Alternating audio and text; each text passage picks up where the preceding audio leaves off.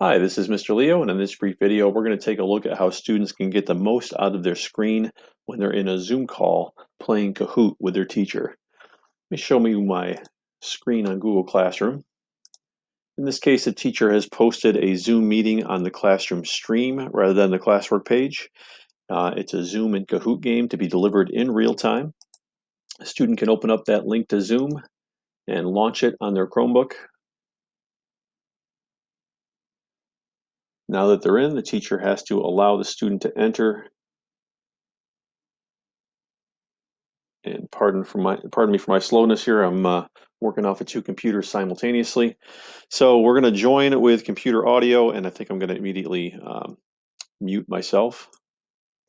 But we got one window open that represents our Zoom window. Bear with me just 1 second while I turn off this annoying HP message.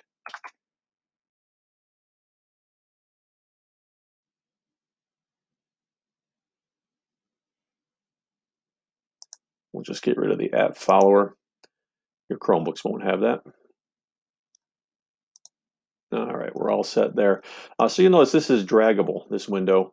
I've got another window open at the same time for my Google Classroom.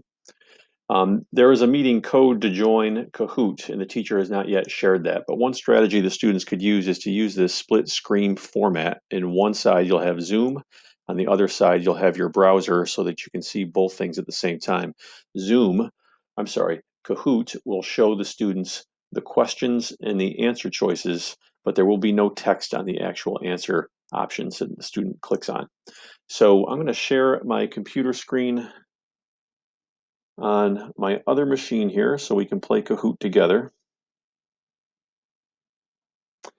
And now that that is launched, I'm going to minimize this. I'm just going to press escape on my keyboard to turn it back to not full screen anymore. I'm going to actually push this all the way to the left and bring this over to the right. So the teacher screen is what you see on the left-hand side. The student screen is what you see on the right.